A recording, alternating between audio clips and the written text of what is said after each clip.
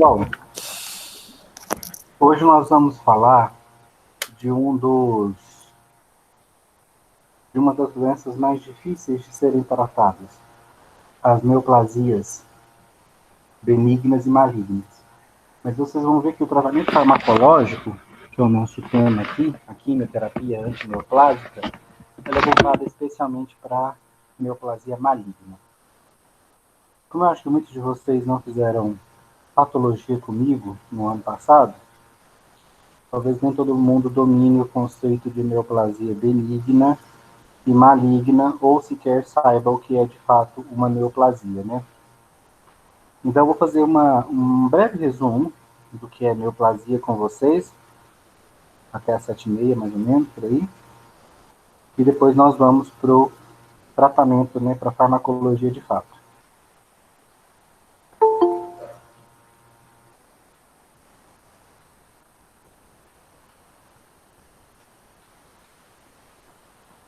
Pessoal, é muito importante que vocês saibam que a célula neoplásica benigna ou a célula neoplásica maligna, eu posso me referir a ambas como tumores, né? Tumor benigno, tumor maligno. Mas câncer, que é um termo muito popular, é sinônimo especificamente de neoplasia maligna, tá bom? Então, uma neoplasia maligna, tumor maligno ou câncer. Neoplasia benigna ou tumor benigno. A célula neoplásica, que tantos problemas nos causa e cujo tratamento é tão difícil e que vitimiza tantas pessoas aí anualmente, ela foi um dia uma célula saudável do nosso corpo. E aí vocês devem estar se perguntando, o que houve com essa célula saudável para ela se transformar em uma célula neoplásica? E o que caracteriza essa neoplasia? Então, todos os tecidos neoplásicos, no passado, foram uma célula saudável, uma célula da epiderme, uma célula do fígado, um hepatócito, uma célula do coração, um cardiomiócito, uma célula do tecido nervoso, um neurônio, um astrócito. Então, todas as células neoplásicas, elas passaram por um processo de transformação vinculado a um acúmulo de mutações no seu DNA. Então, o que houve com essa célula saudável, para começo de conversa? Ela acumulou mutações no seu material genético. E o que é que provocou todas essas mutações no material genético dessa célula? Há vários agentes mutagênicos. Vírus podem provocar mutações no material genético, porque eles inserem o material genético deles no material genético das nossas células, no nosso genoma. Isso pode provocar graves mutações. Então, muitas mulheres que desenvolvem, por exemplo, a neoplasia maligna do colo de útero, muitos casos, essa neoplasia surgiu por conta de uma infecção viral no passado, provocada pelo papilomavírus. Então, ele pode provocar mutações nas células no genoma das células uterinas e no futuro levar ao surgimento de uma célula neoplásica maligna. Mutações podem acontecer aleatoriamente nesse genoma, quando o DNA está duplicando. Radiação é um poderoso agente mutagênico, provoca alterações no nosso código genético. Carcinógenos, que são um conjunto de substâncias químicas que podem provocar mutações genéticas. Elas podem estar na água, no ar, nos alimentos, são agrotóxicos, poluentes atmosféricos, resíduos industriais, solventes tóxicos, diversas substâncias podem ser carcinogênicas para o nosso corpo. Ou seja, ser carcinogênico é ser capaz de produzir mutações no DNA de uma célula saudável, levando-a a sofrer transformação neoplásica. Metais pesados, chumbo, cádmio, mercúrio, são metais pesados que podem provocar mutações no nosso DNA. E o famoso estresse oxidativo, né? Os radicais livres também podem mutar o nosso DNA. Então, vocês reparem que uma célula saudável ela está exposta a diversos agentes mutagênicos. Quando esses agentes atacam de forma significativa o nosso material genético, em especial em alguns genes que controlam o crescimento, essa célula mutada, ela perde o controle, especialmente, gente, isso é a grande característica de uma célula neoplásica, ela perde o controle sobre a divisão celular. Por isso que a gente diz que a célula que acumulou mutações em seu genoma, a ponto de perder o controle sobre a divisão celular, ela sofreu transformação neoplásica e se tornou imortal. O que é o processo de imortalização para uma célula? É uma célula que vai começar a sofrer mitoses, a se dividir e não para mais. Uma única célula neoplásica, ela vai se multiplicando e ganhando volume, a ponto de um dia poder tomar todos os nossos tecidos. Isso não acontece porque a gente morre antes, né? Mas se a gente não morresse antes, a célula neoplásica tomaria todo o nosso organismo. Porque muito antes disso ela atinge um órgão vital, danifica ele e a gente morre. Então as mutações, são transformações, podem levar a uma transformação neoplásica. O que elas geram? Elas geram instabilidade genômica. Esse DNA, a gente fica alterado, fica instável, porque ele acumula muitas mutações. A grande diferença entre uma neoplasia benigna para uma maligna é que as mutações nessa célula maligna são muito mais graves. E ela é muito mais instável geneticamente. Já na neoplasia benigna, as mutações não são tão intensas quanto na neoplasia maligna, e essa célula não é tão instável. Para vocês entenderem um pouco melhor a diferença entre neoplasia benigna e maligna, é estranho esse termo, né? Um termo esquisito, neoplasia benigna, como se alguma doença pudesse ser benigna, né? Do bem. Mas o que ele quer dizer com esse benigna? É que raramente será fatal. A neoplasia benigna tem uma característica. As células neoplásicas, elas crescem, gente, dentro de uma cápsula fibrosa, de uma membrana conjuntiva, de tecido conjuntivo fibroso. Então, as células da neoplasia benigna, elas vão crescendo dentro dessa cápsula e vão expandindo. Com isso, o que vai acontecer com os tecidos em volta? Eles vão sendo pressionados, espremidos pelo crescimento da neoplasia benigna.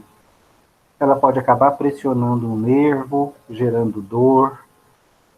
Se for na superfície do meu corpo, ela vai formar uma protuberância, que vai me permitir perceber que há um nódulo ali. Se eu apalpar, eu vou sentir esse nódulo, essa massa de células, crescendo dentro de uma cápsula.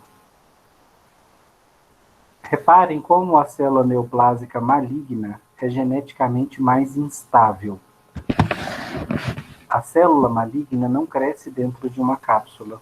Ela vai se multiplicando de forma descontrolada e ela vai invadindo os tecidos adjacentes. Então, se a transformação neoplásica aconteceu numa célula aqui na superfície da pele, por exemplo, ela pode ir se multiplicando, atravessar a derme, atingir o tecido ósseo.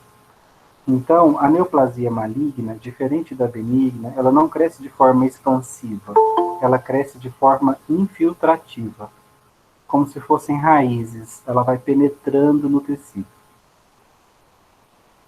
Só que a célula maligna é tão instável geneticamente, que ela é capaz de se mover nos tecidos.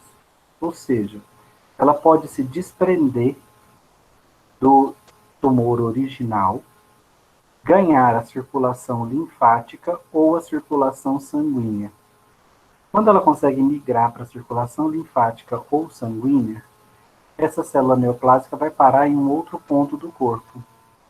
Onde ela parar, ela vai dar início à formação de um novo tumor maligno, de uma nova neoplasia maligna, porque onde ela parar, ela vai continuar se multiplicando. Essa neoplasia que ela vai gerar num novo ponto é chamada de metástase, que é a característica definitiva de malignidade. Um tumor é de fato considerado maligno quando ele é capaz de gerar metástases. Aí não resta dúvida nenhuma de que ele é de fato uma neoplasia maligna. Metástases são um péssimo prognóstico, gente, é o pior dos prognósticos das neoplasias.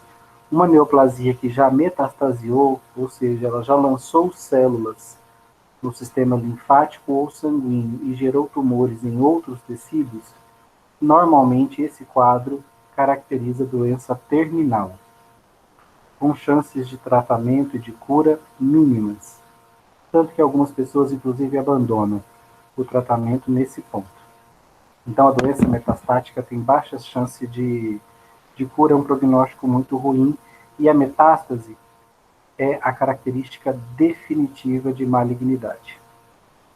Queria fazer algumas considerações aqui com vocês. Diante do fato de ter uma neoplasia,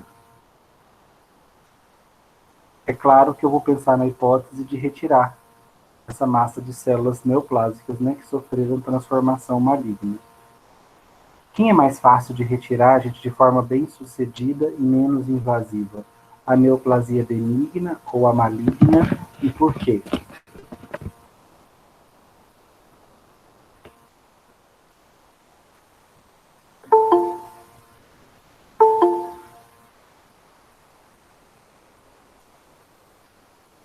Hein? Tem alguém aí? Ouviram minha pergunta?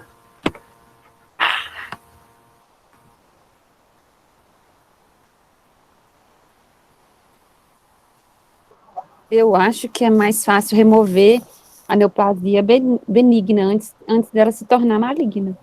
Neoplasia benigna não necessariamente vai se tornar maligna, tá? São processos neoplásicos distintos. É claro que aqui já há um certo nível de mutação, né? Então é possível que mais mutações aconteçam, essa célula fique mais instável ainda e se transforme em uma neoplasia maligna. Certo. Mas por que vocês acham que a benigna, a gente, é mais fácil de ser operada? Ela tem a cápsula, né? Sim. Basicamente, gente, é como se as células neoplásicas benignas crescessem dentro de um saquinho, de uma bolsa. Então, quando o cirurgião vai fazer a retirada de uma neoplasia benigna, se ele tomar o cuidado de não fazer a ruptura dessa cápsula, ele consegue retirar integralmente o tumor. As chances desse tumor voltar são menores, porque uma vez que você retirou todas as células neoplásicas, possivelmente você não vai ter uma recidiva nesse local. Reparem a neoplasia maligna como é diferente. O crescimento dela não é expansivo, é infiltrativo. Ela vai penetrando nos tecidos. Nesse caso, gente, vocês acham que eu faço uma cirurgia bem limitada na área onde eu estou vendo lesão tumoral, ou é mais sensato eu fazer uma cirurgia mais ampla, pegando uma margem de segurança aqui no tecido? A margem de segurança, né? Quando o tecido permitir, fazer a operação retirando uma margem de segurança. Por que eu vou fazer isso? Porque ao retirar essa margem de segurança, eu estou tomando um cuidado para quê? Para que não reste uma única célula do tumor original no tecido. Porque se eu faço uma cirurgia menos abrangente, por exemplo, eu deixo essa célula aqui para trás, o que vai acontecer, gente?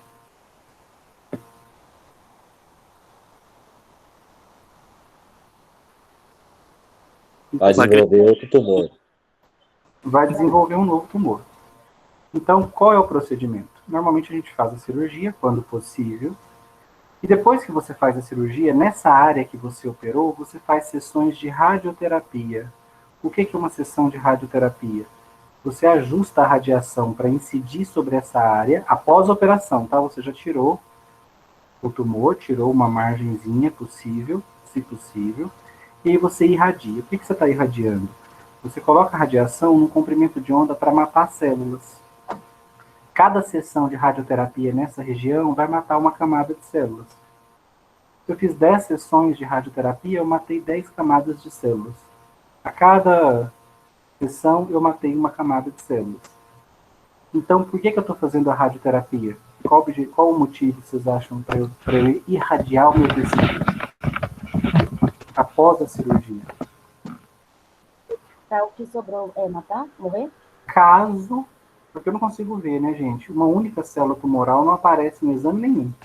Então, caso tenha ficado alguma célula tumoral nessa região, nesses casos é recomendado que eu faça a radioterapia para matar mais algumas camadas superficiais de células, para o caso de que, se tiver sobrado alguma célula tumoral, aumentar as minhas chances de eu eliminá-la e não ter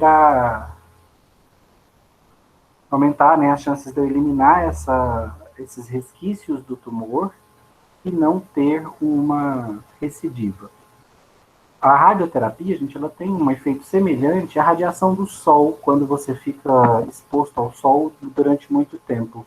Não queima, não mata uma camada superficial de pele, tanto que logo você descama aquela camada de pele toda, porque incidiu radiação e a radiação matou uma camada superficial de células. A radioterapia é esse mesmo princípio. Então, cada sessão de radioterapia, eu estou matando uma camadinha superficial de células na tentativa de fazer uma última limpeza dessa área que antes alojava uma neoplasia maligna. Na tentativa de que ela não retorne, de que ela não recidive. Só que esse tumor é infiltrativo, né, gente? Aqui eu botei uma raiz, mas ele pode crescer com vários enraizamentos, várias ramificações, atingir tecidos próximos. Então, muitas vezes, é difícil operar. Vocês conseguem pensar em algum motivo para eu fazer a radioterapia primeiro, antes da cirurgia?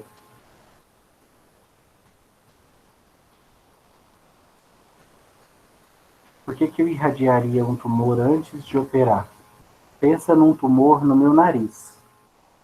Por que eu irradiaria ele primeiro, antes de operar?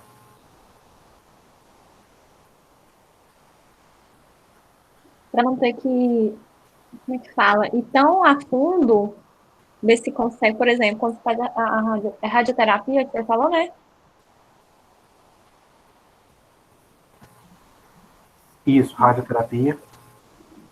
Aí meio que vai, a radioterapia tenta, não para, né, mas tenta diminuir. Aí para não ir tão a fundo, fazer uma cirurgia para chegar igual acontece, que ele vai, como é que é a palavra? Infiltrando, né? Não precisar ir tão fundo, vamos dizer assim, essa palavra, infiltrado. Perfeito, é esse raciocínio mesmo. No caso, gente, de uma neoplasia maligna, como ela tem um caráter infiltrativo, ela vai se espalhando pelo tecido. Num caso, por exemplo, no rosto, ela pode, por exemplo, se eu fizer a cirurgia de cara, ter que retirar uma área grande do rosto e gerar uma deformidade que às vezes eu não consiga corrigir nem com cirurgia plástica. Então, muitas vezes, o que eu posso tentar? Fazer rádio primeiro, para tentar reduzir o tamanho desse tumor, tentar reduzir a área atingida, porque reduzindo a área atingida, eu consigo fazer uma cirurgia mais restrita, menor, atingindo uma menor área e facilitando, às vezes, o reparo daquela região numa cirurgia plástica, eventualmente. Ou sem provocar dano funcional para o paciente. Pensa um fumante que tem um câncer na garganta. Dependendo do quão espalhado ele está, se fizer a cirurgia, ele pode perder estruturas ali da garganta, perder a voz definitivamente, ou perder a capacidade de engolir normalmente, ter que ser alimentado por sonda. Então, muitas vezes eu posso tentar fazer uma rádio para diminuir a área e fazer uma cirurgia menos invasiva. O mesmo caso é quando eu entro com a quimioterapia. Eu quero que vocês entendam que eu tenho essas três alternativas diante de uma neoplasia. Cirurgia, que no caso da neoplasia benigna, normalmente resolve o problema. Neoplasia benigna, cirurgia. Na maligna, a primeira preocupação que eu tenho é operável? Se for, ótimo, faço cirurgia. Por que eu faço a radioterapia em sequência? Caso tenha restado células neoplásicas naquele tecido, as sessões de radioterapia podem eliminá-las. E eu ainda, gente, a neoplasia maligna é uma doença tão difícil de ser contornada, que eu posso até mesmo associar ao final uma quimioterapia preventiva. Preventiva não, né? Uma quimioterapia de manutenção, para reduzir as chances de recidiva. caso tenha restado uma célula tumoral, os fármacos darem conta dessa célula restante. A quimioterapia é deixada como última opção, gente. Ela não é minha primeira escolha. Minha primeira escolha é cirurgia e radioterapia. Mas dá para fazer cirurgia e radioterapia em todos os tipos de neoplasias malignas? Não. Às vezes o tumor não é operável e nem irradiável. Eu não consigo nem acessá-lo para lançar sobre ele radiação e nem consigo operá-lo. Nesses casos, eu dependo exclusivamente de fazer quimioterapia. Qual é o alvo da quimioterapia, gente? O que vocês acham que a quimioterapia visa? Antes de pensar nisso, me responda a seguinte pergunta. Qual que é o grande problema da célula tumoral? O que o meu fármaco vai precisar conter? O que aconteceu com a célula neoplásica? O que ela passou a fazer que ela não fazia quando era uma célula normal, antes de sofrer mutações diversas?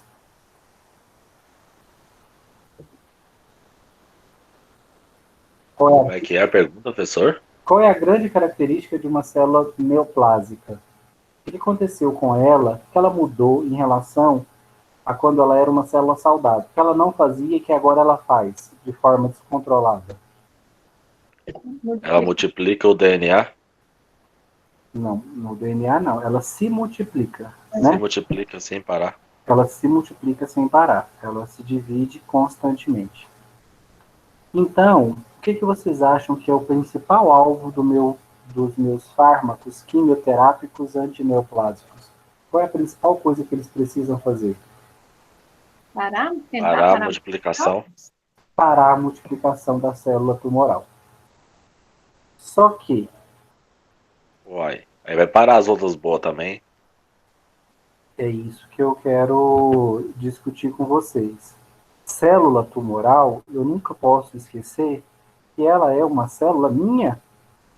É uma célula minha, do meu corpo. No material genético dela está o meu genoma, o mesmo que está em todas as outras células do meu corpo. A questão é que ela sofreu um acúmulo de mutações e perdeu o controle sobre o seu crescimento. Então agora ela se multiplica de forma descontrolada. E no caso da célula maligna, a instabilidade genômica é tamanha que ela pode inclusive se desligar do tumor original e se deslocar pelo corpo, gerando neoplasias em outros tecidos, as metástases, né, que são uma característica final, definitiva de malignidade. Então, por que tratar as neoplasias é tão difícil?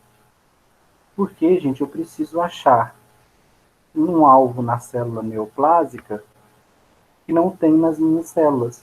Mas, ora, a célula neoplásica é uma célula minha.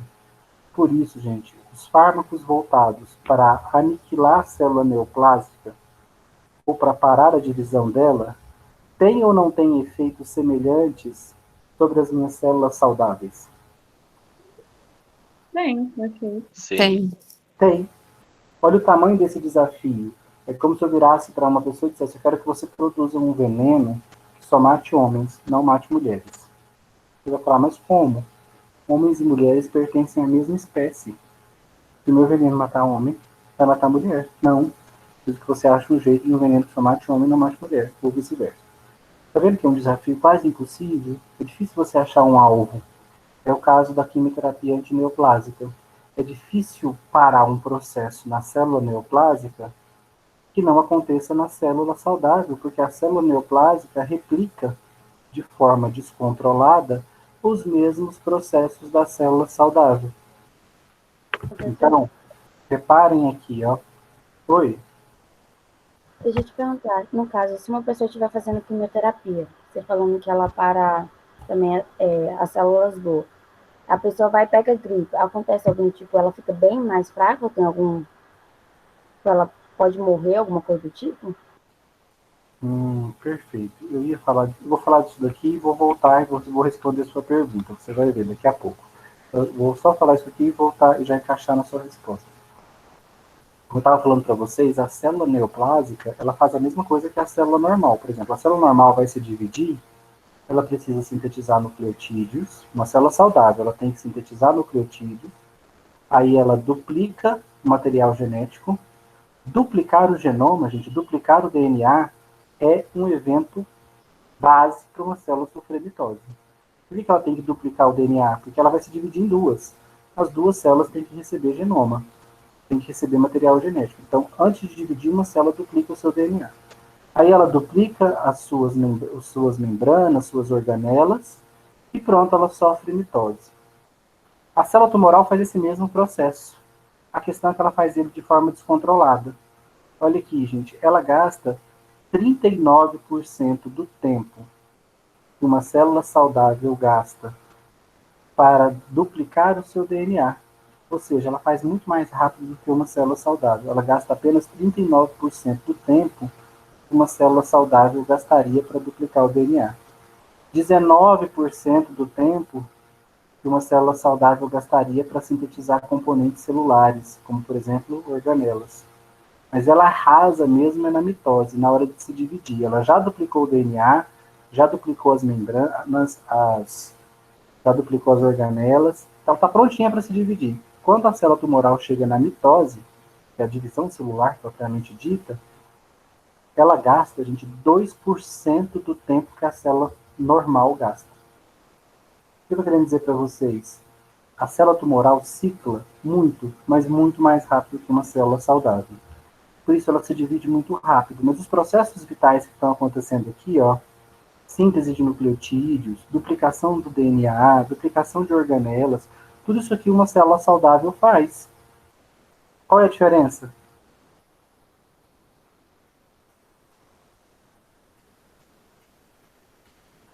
Qual a diferença, gente? Diferente que a neoplasia tá descontrolada, né? Faz mais depressa. Faz muito mais depressa o mesmo processo. Então, se eu parar esse processo que está acontecendo aqui na neoplasia, eu vou afetar as células normais também? Vou. E aí, vamos responder a pergunta da colega de vocês, que falou sobre o fato da pessoa estar tratando câncer e ter uma gripe. Então, qual é o grande problema da quimioterapia antineoplásica que nós temos vigente?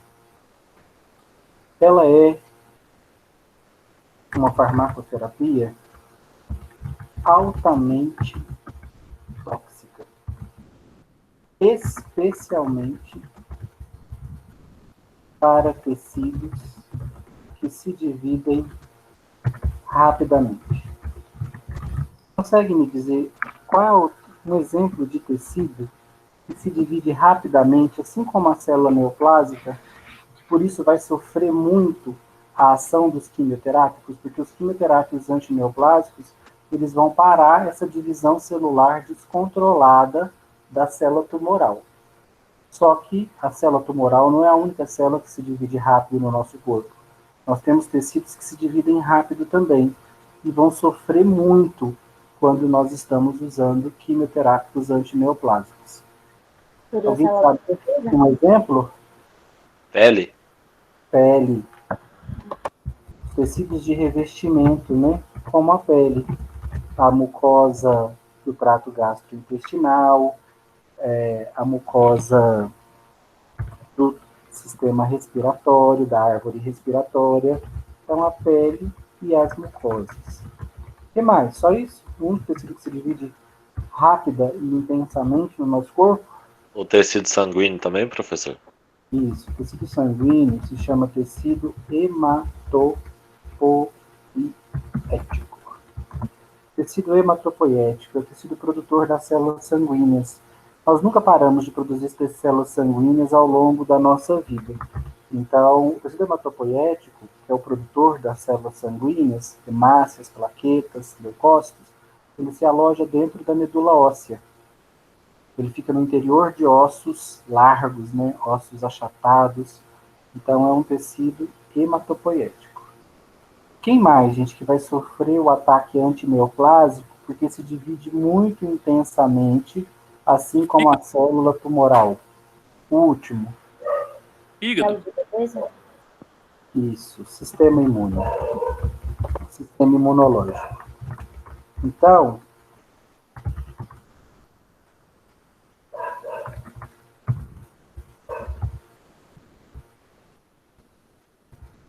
Então vamos pensar o seguinte.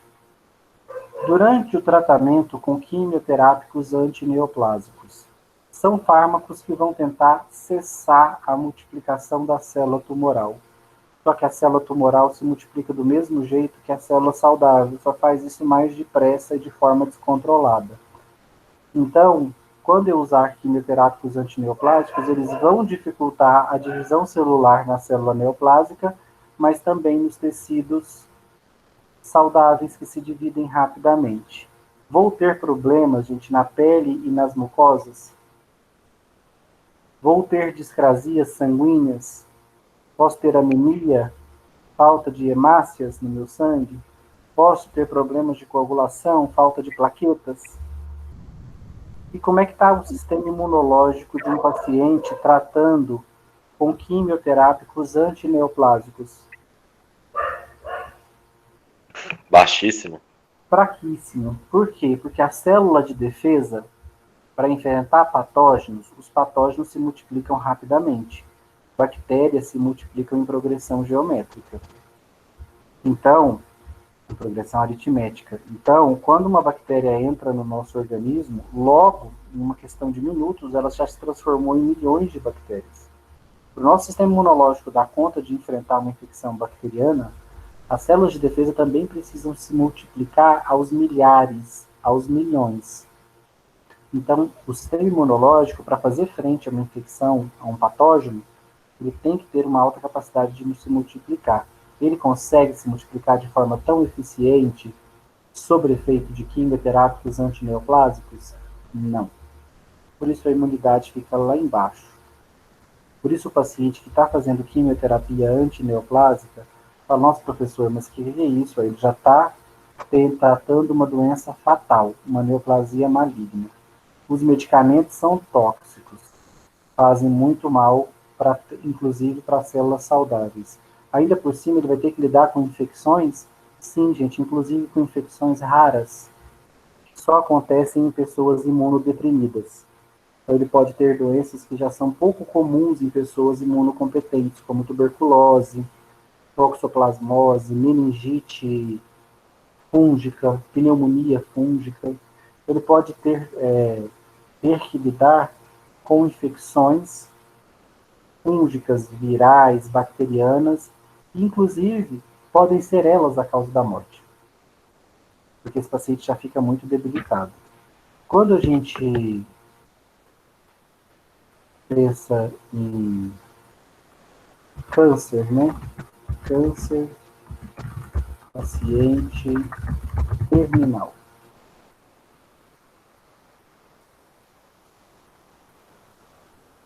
Muitas vezes, a imagem que vem à nossa mente é essa daqui, ó. De uma pessoa bastante debilitada, né? Magra, enfraquecida, pálida, sem nenhuma... Por que fica tão pálido, gente? Por que não tem cor? Os lábios ficam descorados? Por que da palidez? O sangue, caso do tecido hematopoético. Porque o medicamento dificulta a produção de hemácias. Então, o que eu queria dizer para vocês? Esse aspecto caquético do paciente com neoplasia maligna, muitas pessoas, as pessoas leigas, a maioria delas atribui isso à doença, à neoplasia maligna. Mas é a neoplasia que gera esse estado? Ou é o tratamento quimioterápico? Tratamento. É o tratamento. O tratamento é altamente tóxico. Então, aquela mudança, aquela lipodistrofia, que é quando a gordura do rosto, o adiposo do rosto desaparece e o rosto fica escavado, aquele aspecto cadavérico, tudo é feito dos quimioterápicos. Discrasias sanguíneas, a pele perde completamente a consistência, né, a hidratação, com a pele seca, uma pele cheia, facilmente lesionada, porque não é uma pele que se recupera com a mesma facilidade. Conseguem explicar para mim agora por que os pelos caem? Por que cai cabelo? Por que cai pelos do corpo? Porque o folículo piloso, gente, é uma região de intensa divisão celular, para que os cabelos continuem crescendo constantemente. Então, os quimioterápicos bloqueiam essas divisões celulares no bulbo piloso, na base do pelo. E aí, com as divisões celulares bloqueadas, o pelo enfraquece e cai. Por isso que a pessoa perde também cabelo.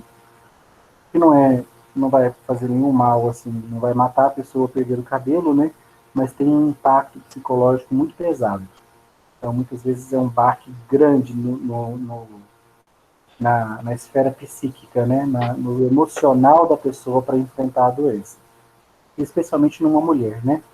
Tem uma relação mais intensa aí com o cabelo longo, né? Os homens eventualmente raspam a cabeça, para o homem não é algo tão assustador. Mas para as mulheres é. Gente, acho que tem alguém com o áudio aberto. Fecha o áudio para mim, por favor. Um outro problema, crianças, vocês já devem ter visto, né? Quando uma criança vai raspar a cabeça, às vezes os pais raspam, os amigos, até a equipe médica, para dar aquela sensação de que está tudo normal, né? Para a criança não sentir tanto o impacto de ter perdido os cabelos. Mas, como vocês viram, existe tratamento quimioterápico? Existe, mas é altamente tóxico. Especialmente, eu tenho que tomar muito cuidado com essa palavra, especialmente para os tecidos que se dividem rapidamente. Aí muito aluno pode ler isso aqui e pensar, ok, são só os tecidos que se dividem rapidamente que são afetados pela quimioterapia. Não, gente, especialmente eles. Mas quais células podem ser afetadas pelos quimioterápicos antineoplásicos?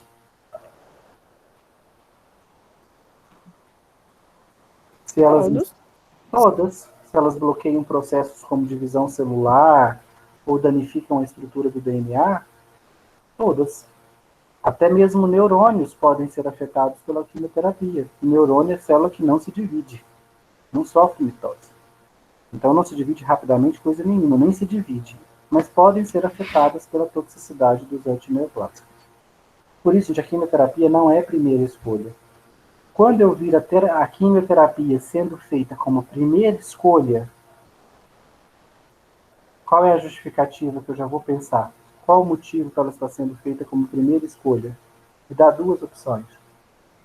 Porque já está muito avançado e não tem os outros tratamentos, não surte efeito.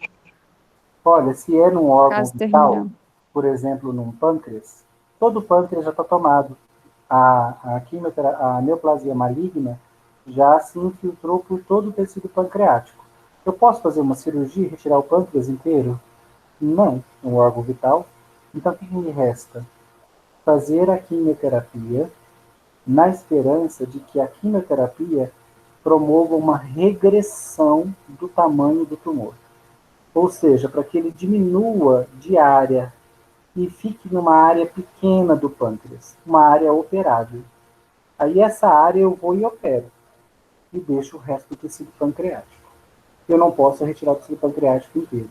Então, muitas vezes, a quimioterapia é minha esperança de que eu consiga regredir um tumor que está muito espalhado, uma neoplasia maligna muito espalhada, e para que uma vez que ela tenha ficado reduzida a uma área menor, eu consiga fazer uma cirurgia, por exemplo, em um órgão vital. Quando é que a quimioterapia será a minha única esperança? Quando eu receber, são duas notícias péssimas consecutivas, né? Primeiro ele vira para você e diz, a sua neoplasia é maligna. Ok, péssima notícia. Uma doença de difícil tratamento. Aí a segunda notícia ruim que ele te dá, talvez a pior delas, é não operável. Não dá para fazer cirurgia. Nesses casos, qual que é a minha única opção de me livrar da neoplasia maligna? Quimioterapia. Se for numa área superficial, uma área acessível pela radioterapia, eu posso associar a quimio e a rádio, mesmo quando a cirurgia não é possível. Mas muitas vezes está num órgão interno, onde eu não consigo fazer a cirurgia e também não consigo fazer a rádio. E aí a quimio é a minha única solução. Do contrário, gente, o ideal seria fazer cirurgia, rádio, ou só cirurgia, ou só rádio, e fazer a quimioterapia apenas de manutenção, doses mais leves, associações com menor número de fármacos, apenas de manutenção, porque a quimioterapia quando ela é meu único recurso, ou quando ela tem que ser feita em dosagens altas, com associações de vários fármacos, ela é extremamente tóxica para os tecidos saudáveis. Vamos entender quais são as estratégias antineoplásicas? Não se estuda nada na área da saúde tão intensamente quanto a cura do câncer. É uma mina de dinheiro eterna. A pessoa que descobrir a cura das neoplasias possivelmente vai estar sentada sobre uma eterna mina de dinheiro. Só que neoplasias são eventos distintos. Se vocês um dia se aprofundarem no assunto, vocês vão ver que neoplasia de mama, neoplasia de útero, neoplasia de próstata, neoplasia de intestino, são células com características muito distintas. Os processos neoplásicos podem ser muito diferentes uns dos outros.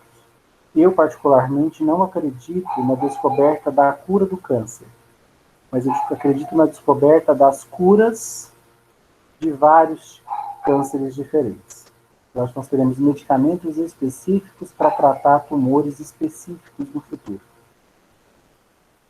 E, inclusive, vocês são profissionais da saúde, né? É comum a gente ver, de vez ou outra, surgir uma lenda urbana de que existe uma cura para o câncer. Ignorância é uma coisa difícil de compreender, né? Mas, enfim, quem é ignorante e persevera na ignorância é difícil de convencer do contrário. Mas tem pessoas que são crédulas de que a cura do câncer existe e que a pessoa que descobriu está escondendo por algum motivo maligno aí. Por algum motivo a pessoa não quer se tornar uma das pessoas mais ricas do mundo, da história da humanidade. Por quê? Porque câncer não é uma doença que quando eu descobrir a cura ela vai deixar de acontecer. As pessoas vão ter câncer eternamente. Porque cada vez mais nós estamos expostos aos agentes cancerígenos.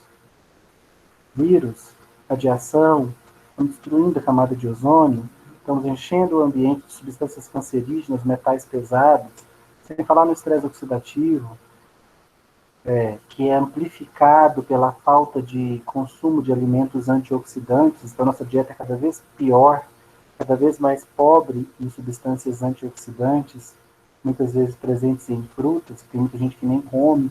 Então, tudo contribui para que câncer, para neoplasias, sejam eventos cada vez mais comuns, especialmente à medida que a nossa população envelhece. Mas tem gente que acredita que a cura está descoberta e que estão escondendo. Gente, pelo amor de Deus, o dia que houver um tratamento bem sucedido e pouco tóxico para o câncer, para a neoplasia maligna, quem descobriu vai querer mais do que tudo é comercializar, tá? Jamais esconder. A gente está vendo aí uma pandemia agora, né, que causa muitos impactos na nossa sociedade, e olha o desespero das indústrias para desenvolverem a vacina. Praticamente todas as grandes farmacêuticas estão lutando para serem a primeira a ter uma vacina capaz de imunizar as pessoas contra a Covid-19. Motivos, como é que eu vou dizer, altruístas para salvar a humanidade?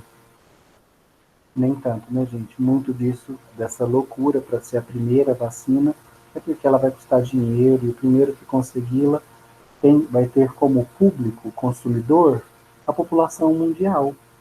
Olha que beleza, você descobrir um produto que tem 7 bilhões de pessoas interessadas em comprá-lo, governos interessados em comprá-lo aos milhões. Então, a busca de medicamentos é constante, e eu só quero que vocês saibam que nada na área da saúde se pesquisa com tanto investimento e se investe tanto dinheiro quanto na busca de medicamentos ou de estratégias para curar os processos neoplásicos, as neoplasias malignas. Os fármacos que nós temos disponíveis hoje atacam a célula neoplásica de 3 maneiras, sempre voltadas para a divisão celular. O primeiro grupo que eu vou apresentar para vocês são medicamentos que impedem a célula de sofrer mitose. O que é a mitose? É a divisão celular, né, que está descontrolada na célula neoplásica. Se ela já está sofrendo de mitose, gente, ela já duplicou o DNA ou não? Se ela já está em processo mitótico.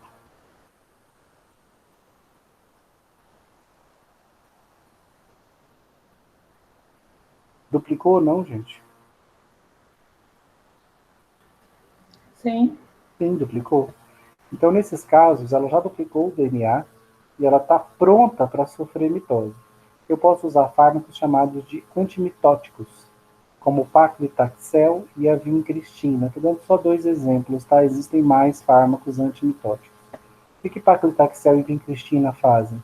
Impedem a célula tumoral, que já duplicou o seu DNA, de entrar em processo mitótico. Ela pode ter duplicado, mas ela não consegue se dividir. Então, paclitaxel e vincristina prejudicam a organização dos microtúbulos na célula que está em mitose e não deixa ela finalizar o processo mitótico, não deixa ela de fato se dividir. Por isso que eles param o crescimento. O paclitaxel, essa classe ressalta muito a importância de se investigar a natureza, né, as plantas. O paclitaxel é uma substância super complexa extraída da casca de uma árvore. E a vincristina é extraída dos alcaloides da vinca. A vinca, nós conhecemos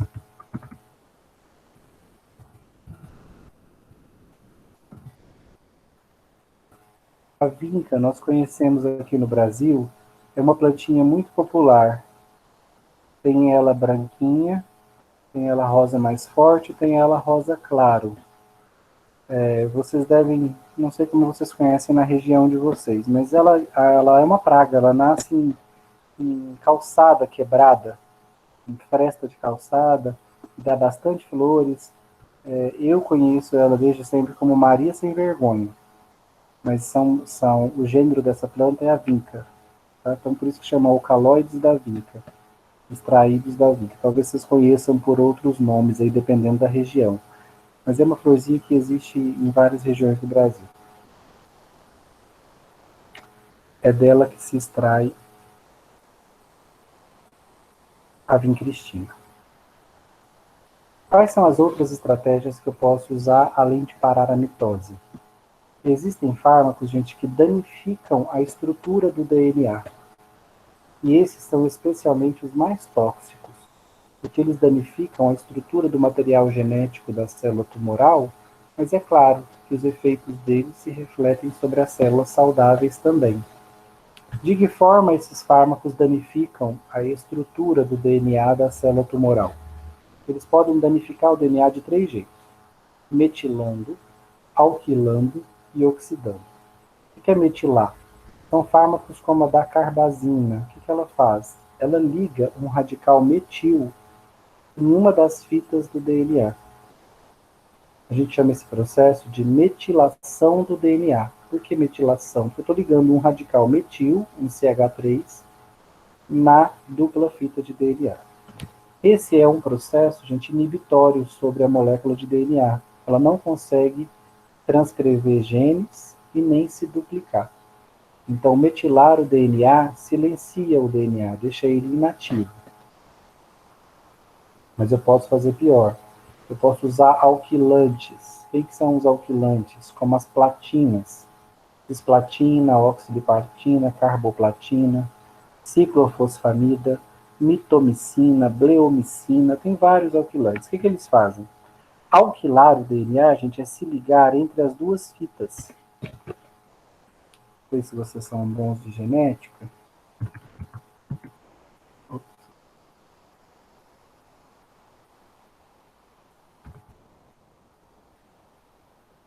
Ó, nós temos uma dupla fita de DNA. Então, a base nitrogenada daqui, citosina, interage com a base nitrogenada da outra fita, que é guanina. Sempre assim, citosina interage com guanina. Se a base nitrogenada de um lado for timina, vai interagir com a base nitrogenada do nucleotídeo da outra fita, que tem que ser obrigatoriamente quem? Quem interage com timina? Adenina. Adenina. O que um alquilante faz, gente? Ele se liga aqui, ó, no meio da dupla fita. Ele interfere na interação de timina com adenina ou de citosina com guanina. Ele se liga no meio da dupla fita. Foi o que eu tentei representar aqui para vocês no desenho. Então, alquilar o DNA é interagir com as bases nitrogenadas no meio da fita. Ele pode interagir com uma base ou com outra. Esse processo danifica a estrutura do DNA e pode até provocar a ruptura da fita de DNA. O quarto mecanismo e terceira forma de você danificar o DNA da célula tumoral é oxidá-lo. Daunorubicina e doxorubicina são dois antineoplásicos que oxidam o DNA. A dupla fita a gente não tolera a oxidação. Se ela for oxidada, a dupla fita se rompe. Então, os oxidantes do DNA, eles acabam fragmentando o material genético da célula tumoral, que acaba morrendo. Porque onde eles oxidam, a dupla fita se rompe. Então, eu posso parar a mitose com antimitóticos, ou eu posso danificar o meu DNA da célula tumoral de 3 formas diferentes: metilando, alquilando, oxidando. Mas eu já perguntei isso algumas vezes, vocês não conseguiram responder, mas eu vou perguntar pela terceira vez. Para uma célula sofrer mitose, o que tem que ter acontecido antes, obrigatoriamente? Senão ela não consegue sofrer mitose.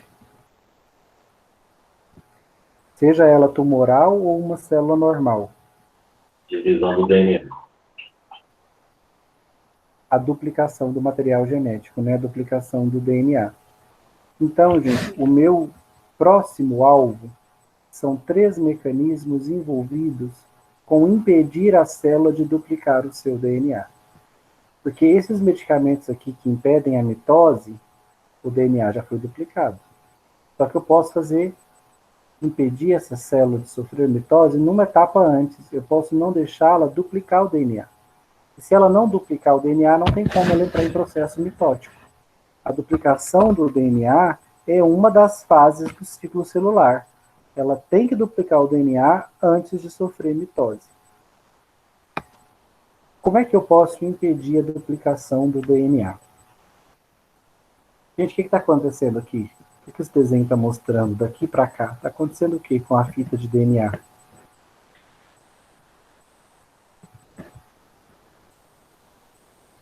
Ela não está se juntando de novo. O que está vendo com a dupla fita daqui para cá? Ela não foi separada?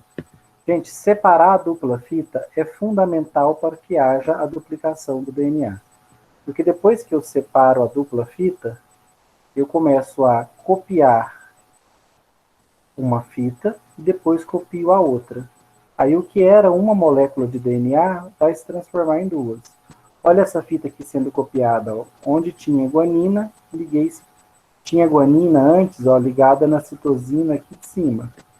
Agora eu estou ligando guanina numa citosina, adenina numa timina, timina numa adenina, guanina numa citosina, ou seja, eu estou sintetizando uma nova fita, complementar a fita molde. E aqui em cima eu vou fazer a mesma coisa, eu vou sintetizar uma nova fita, complementar a fita molde. Então, o que era uma molécula de DNA vai se transformar em 2. A enzima que faz isso se chama DNA polimerase, porque ela polimeriza nucleotídeos, um atrás do outro, formando a fita complementar de DNA. Então, eu preciso primeiro abrir a dupla fita e depois sintetizar uma nova fita de DNA. Quem é a enzima que abre a dupla fita, gente? São enzimas chamadas de topoisomerases. Eu tenho 2 tipos, topoisomerase 1 e 2. Ficou bem ruim aqui, né, em azul, mas é topoisomerase. Topoisomerases 1 e 2. Então, as topoisomerases abrem a fita. E a DNA polimerase vai duplicar, de fato, o DNA. É ela que é a enzima que sintetiza a nova fita. que vocês acham que acontece se eu inibir a topoisomerase? Vou conseguir duplicar o meu DNA ou não? Por quê? Se a enzima topoisomerase estiver bloqueada.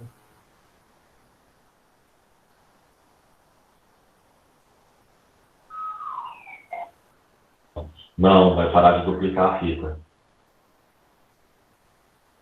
Eu não vou conseguir duplicar o DNA porque as fitas não vão se separar. Nesse estado aqui, ó, eu não consigo fazer duplicação, porque uma fita está ligada na outra. Eu tenho que separá-las para conseguir fazer a duplicação. Deixa eu ver se eu consigo mostrar para vocês um desenho.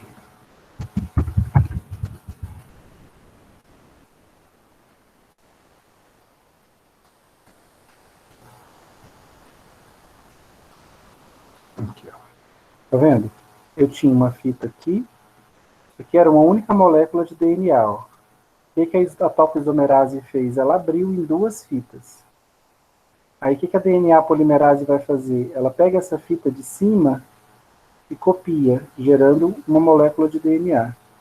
A outra DNA polimerase vai copiando a outra fita, gerando uma segunda molécula de DNA.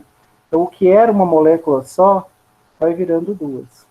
Só que eu preciso abrir a dupla fita e preciso copiá-la. Por isso, nós desenvolvemos inibidores da topoisomerase, que não deixa a dupla fita se abrir, e inibidores diretamente da DNA polimerase. Impossível duplicar a molécula de DNA sem a enzima que faz isso. Então, com a DNA polimerase inibida, eu não sintetizo uma nova fita. Oi? Mas inibir essa ação não vai solucionar o problema, no caso? Ao inibir, você para o crescimento. Sim, mas não o tumor fica lá, certo? Mas o seu objetivo, muitas vezes, é não deixá-lo crescer. E uma célula que fica com a duplicação do material genético inibida por muito tempo, ela vai entrar em apoptose, porque essa célula precisa se dividir. E aí você conta também, por que vou aproveitar a sua pergunta para fazer um outro raciocínio. Por isso você acha, seu raciocínio está correto. Eu estou só parando a duplicação do DNA. Estou parando o crescimento da célula tumoral. Mas o tumor vai continuar lá. Aí eu te pergunto, você acha que eu uso só um medicamento para tratar o câncer? Eu trato a neoplasia em monoterapia? Não, tem outros. Não. Você normalmente vai ver associado, por exemplo, com medicamentos que danificam a estrutura do DNA. Então você vai ver, por exemplo, uma cisplatina associada com uma gencitabina. Gencitabina e citarabina param a DNA polimerase, não deixa duplicar o DNA. Etoposide e topotecana inibem a topoisomerase, também não deixa duplicar. Eu posso associá-los com outros grupos de medicamentos. É muito comum ter associações duplas ou até triplas para o tratamento do câncer, da neoplasia maligna. Gente, você vai construir uma parede, você precisa de um pedreiro que saiba construir essa parede e você precisa de tijolos. Quem é meu pedreiro aqui na construção da fita de DNA? A DNA polimerase. Quem são os tijolos?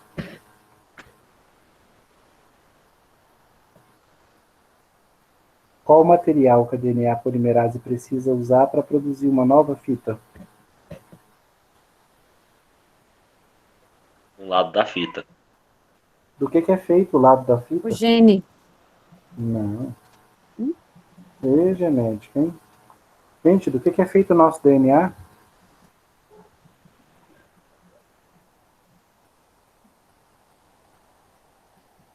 De ácidos nucleicos. Ácido nucleico é o DNA. O DNA é um ácido nucleico e o RNA também. Ambos são, gente, cadeias de nucleotídeos. Então, o que a DNA polimerase usa são nucleotídeos. contendo diferentes bases nitrogenadas.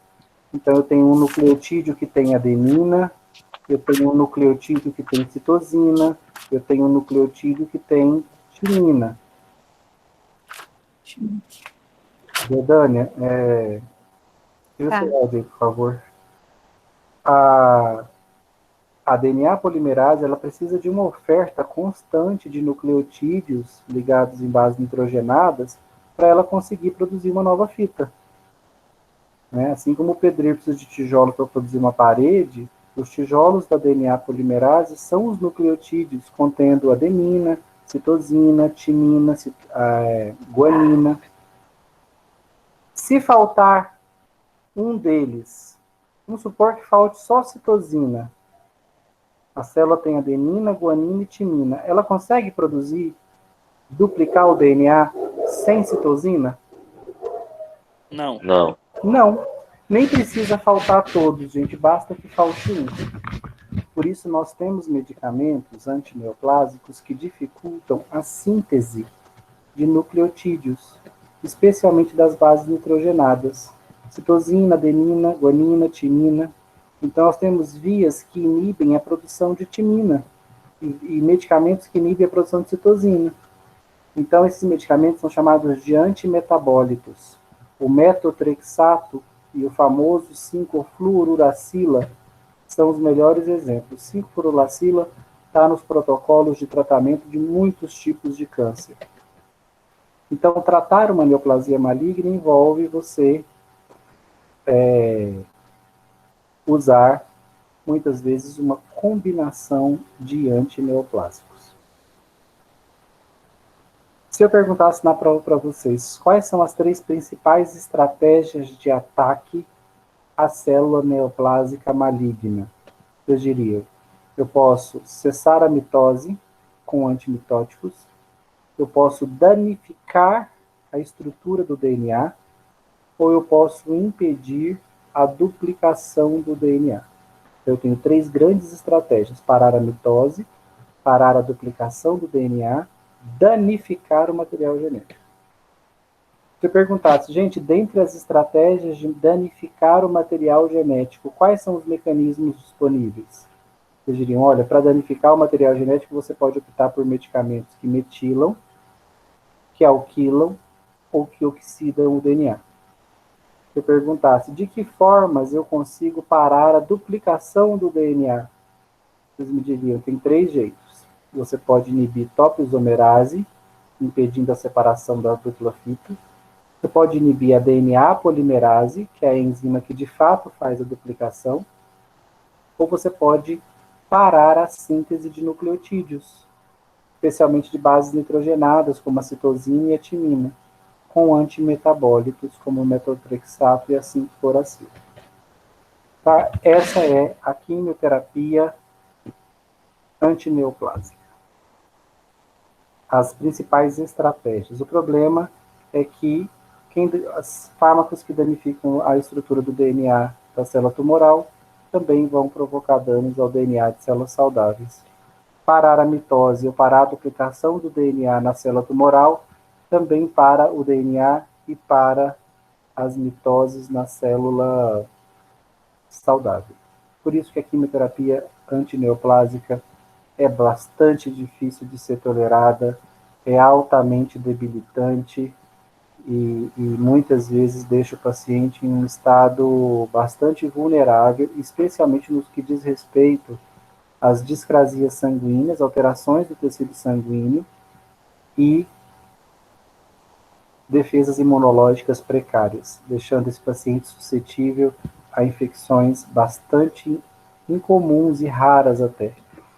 Por isso que vocês vão cansar de ver o paciente em quimioterapia antineoplásica tomando também um conjunto de antibióticos, às vezes até de forma preventiva. Ele nem está com uma infecção, mas já está tomando antibiótico, porque eu sei que a imunidade está baixa, e dou antibiótico preventivo para evitar uma infecção bacteriana, especialmente bacteriana, né? Mas pode ser fúngica também.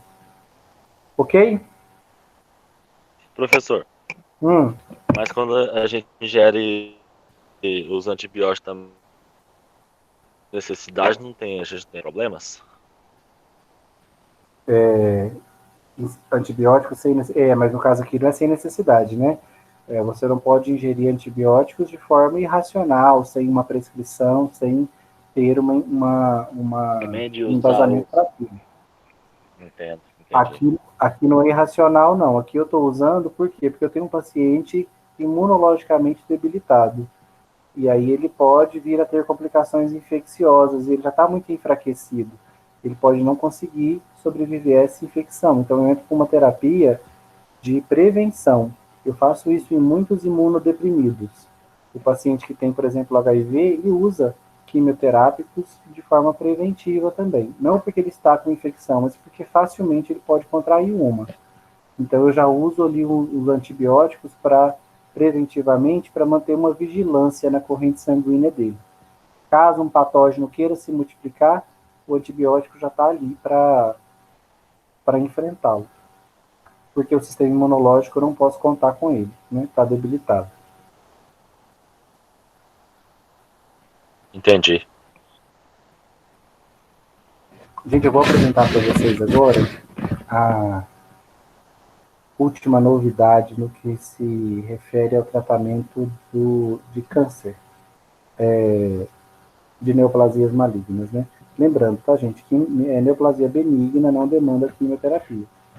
Normalmente ela é resolvida com cirurgia. Quimioterapia e rádio, especialmente, são técnicas adotadas para o tratamento da neoplasia maligna. Então, deixa eu só...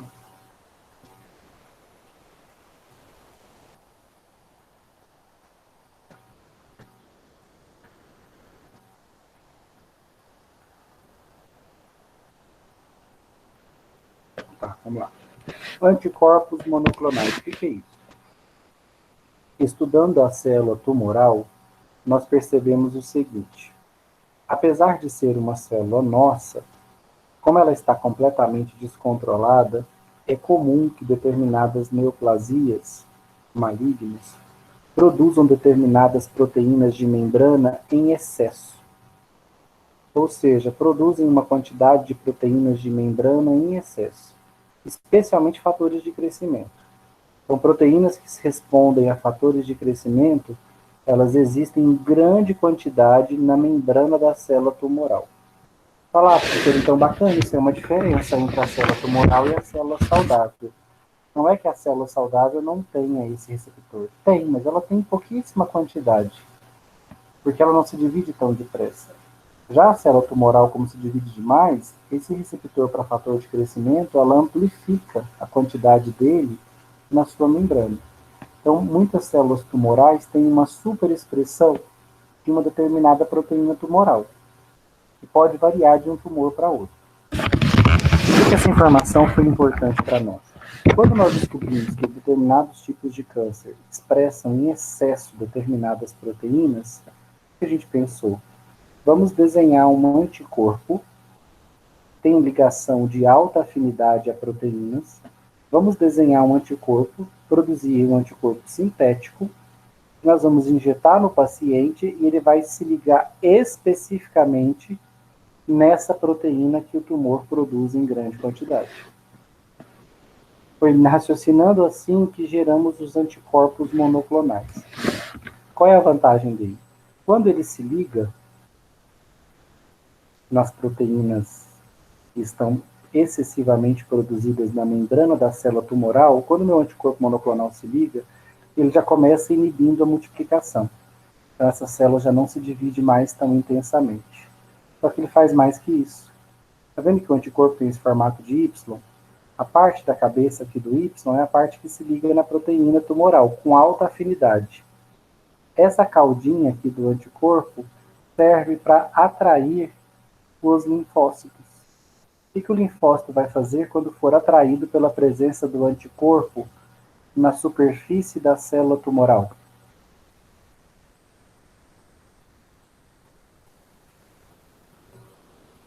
O linfócito vai atacar a célula tumoral e destruí-la.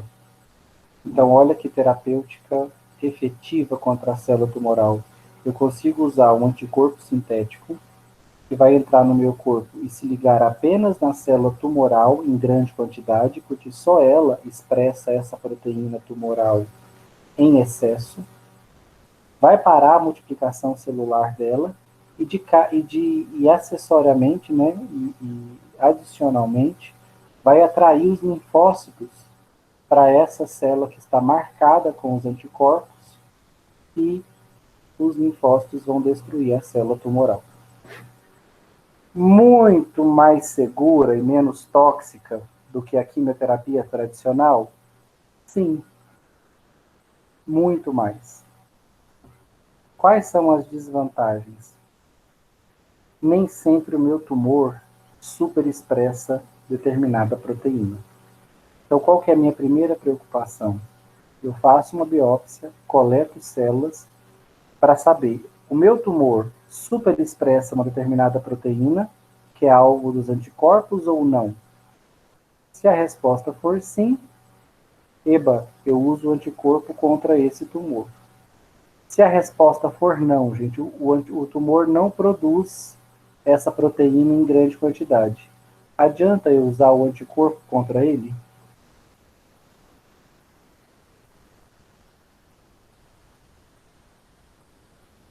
Vai funcionar? Não. Não. Então, o tumor ele só é sensível a determinado anticorpo se ele produzir em excesso a proteína na qual o anticorpo se liga. Se ele não produz essa proteína em excesso, não adianta eu usar anticorpo, porque ele não vai se ligar no tumor.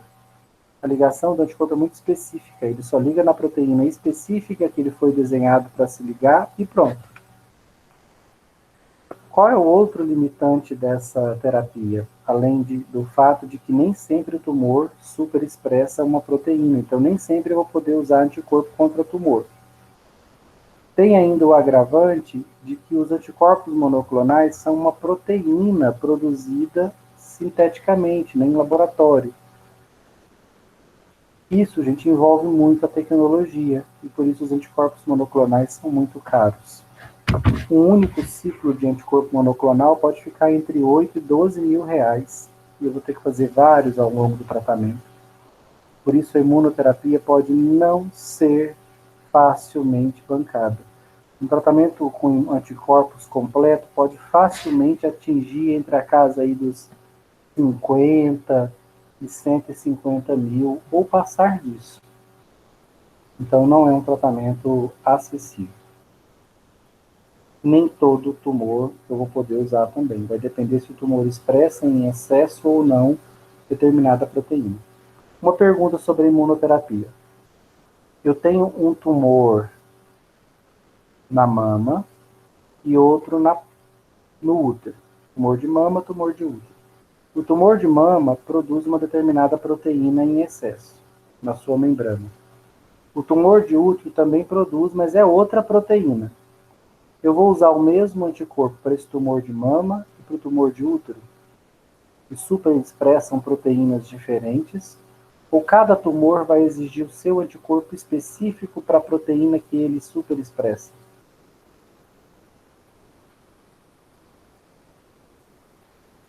Ó, tem um tumor de... Cada tumor? Tem um tumor de mama que produz em excesso uma determinada proteína. Eu uso um anticorpo contra ele.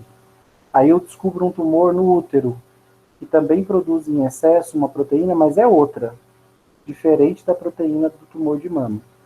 Dá para usar o mesmo anticorpo contra esse tumor de útero, ou eu vou precisar de um anticorpo específico para essa proteína que ele produz em excesso? Um anticorpo específico. Eu acho que é específico, não sei. Específico. Por isso que eu falei para vocês lá no começo, eu acredito nas curas dos cânceres, não numa cura específica para todos os tipos de câncer, porque são células diferentes. Dependendo da célula que originou o tumor, foi uma célula mamária, foi uma célula da glia, foi uma célula hepática, gera tumores com características diferentes, com perfis de proteínas diferentes. Então, por isso, eles podem responder a medicamentos diferentes. Então, dificilmente a gente vai ter um medicamento que trata todos os tipos de câncer. Então, nós temos anticorpo para todos os tipos de câncer hoje em dia? Vocês acham que sim ou não?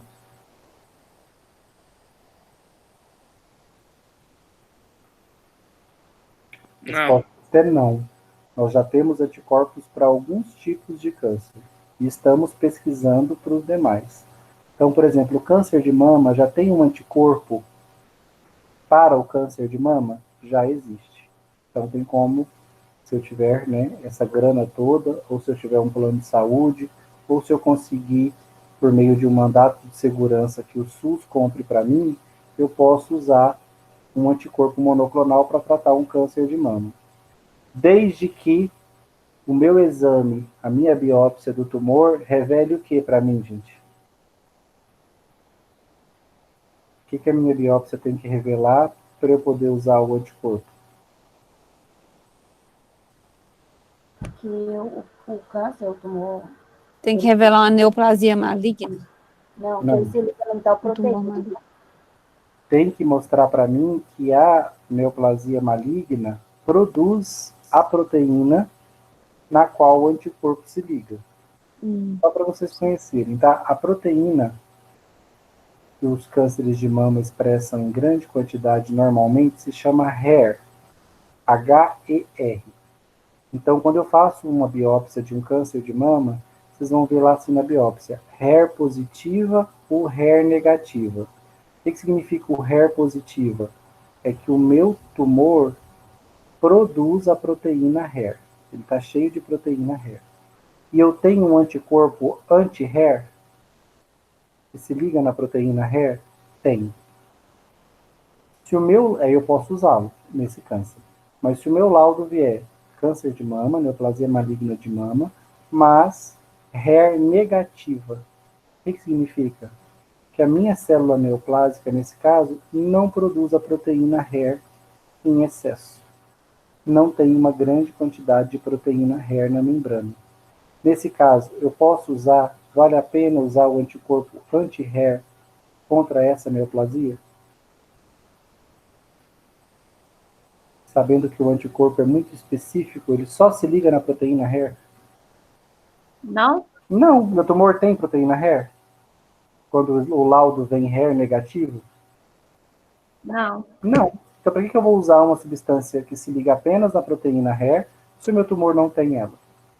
Então, gente, o laudo, quando ele vem positivo, para mim é uma alegria, porque ele está me dizendo que o meu tumor pode ser atacado por anticorpos, já que ele produz a proteína e eu tenho um anticorpo contra ela. Então, quando vem o laudo HER negativo, é muito ruim, porque vai dar para eu usar anticorpos contra esse tumor? Não. Eu vou ter que usar quem? A quimioterapia clássica, que é muito tóxica. Vamos finalizar, nós já passamos do nosso horário, como sempre, com terapia celular. Isso aqui, gente, não está disponível em todos os hospitais. No Brasil, se não me engano, é só em São Paulo, no Instituto do Câncer, que isso aqui é feito, ainda em caráter de pesquisa clínica. Se isso aqui no futuro estiver disponível em todos os hospitais, acho que dificilmente até os planos irão cobrir, porque isso aqui será caríssimo, porque é muita tecnologia. Olha o que é terapia celular. Olha que loucura, olha onde a ciência está chegando para tentar conter as neoplasias malignas.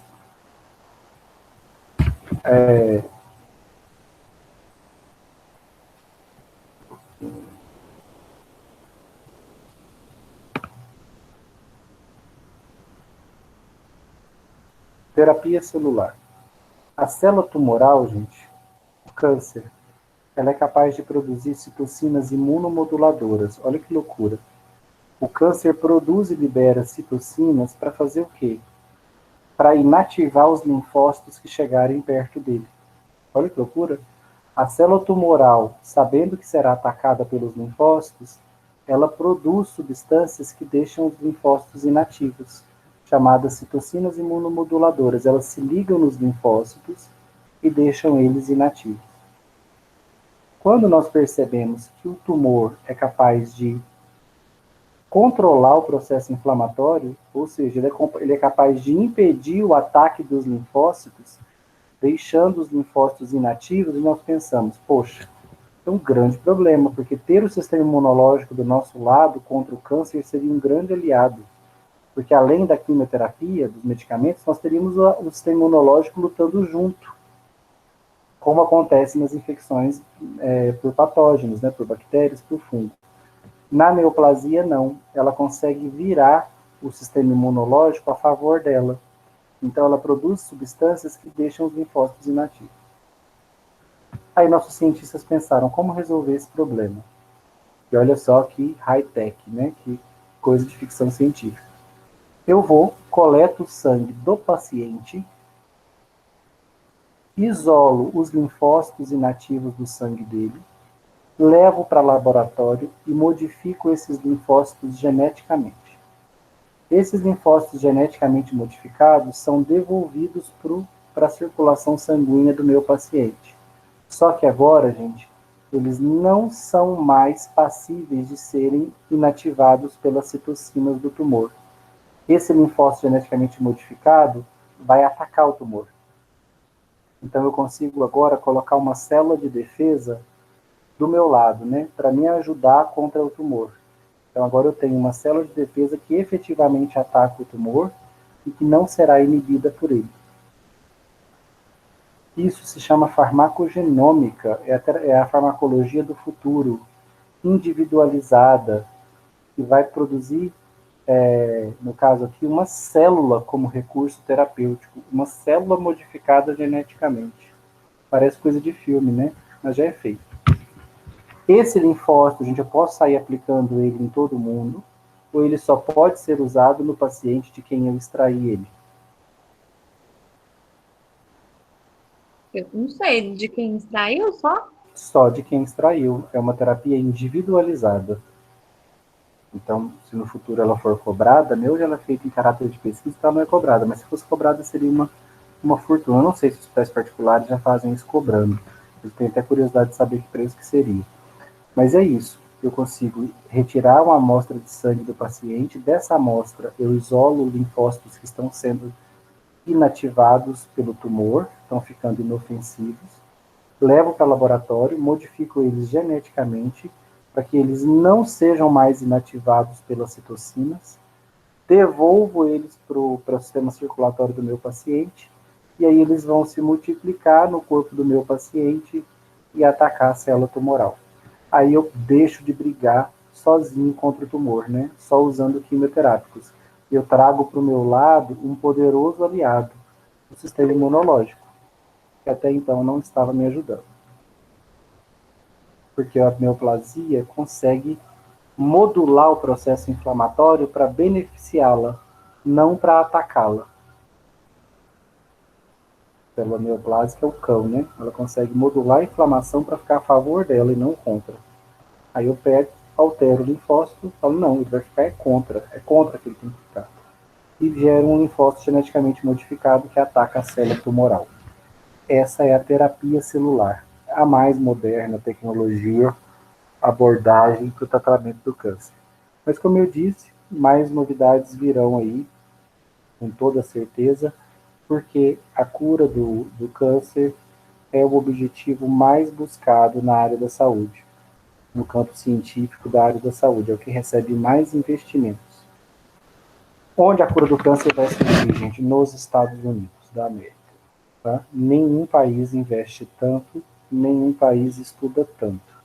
Será um grande azar dos Estados Unidos se algum cientista de outro país tiver um lance de gênio e descobrir a cura para o câncer antes dos americanos. Se ela surgir em algum lugar, se a gente fosse apostar, certamente seria nos Estados Unidos, porque ninguém pesquisa tanto e investe tanto na busca da cura dessa doença como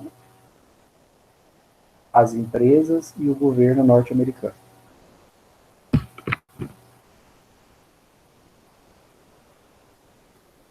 Dúvidas? Coloquem o nome de vocês aqui para mim, por favor. Antes de sair.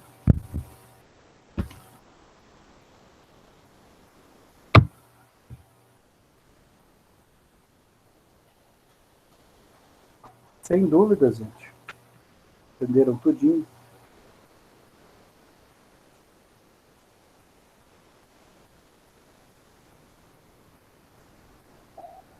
É muita informação, professor. Parece que eu não consigo nem pensar em alguma dúvida, alguma pergunta. Ah, para, Yasmin, consegue sim. Mais uma aluna como você, claro que consegue. Entendeu?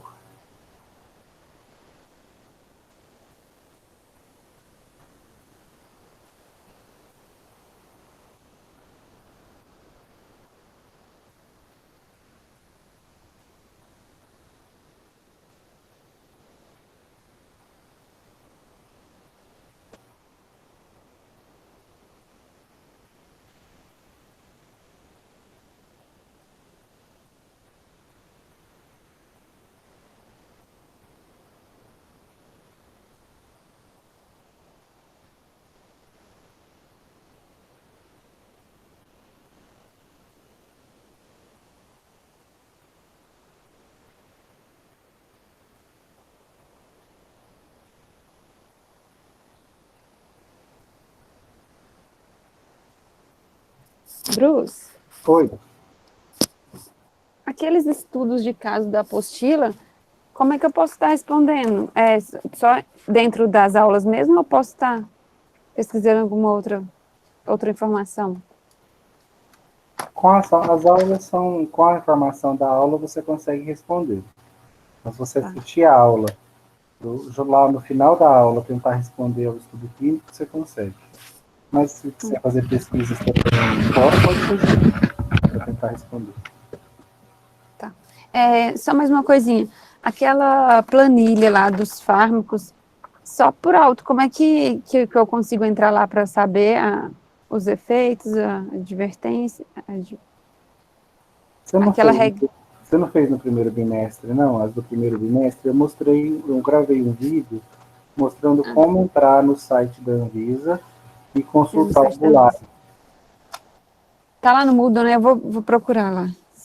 Naquela de orientações gerais para fazer a apostila. Tá no Moodle, no primeiro bimestre. Orientações gerais para a apostila. Aí na hora das tabelas, das tabelas farmacológicas, eu fui lá e mostrei. Vocês entram aqui no site da Anvisa, vão em tal lugar e tem a bula do profissional. Baixa a bula, na bula tem essas informações. Certinho, só queria esse nome mesmo e onde eu achava. É o bulário da Anvisa.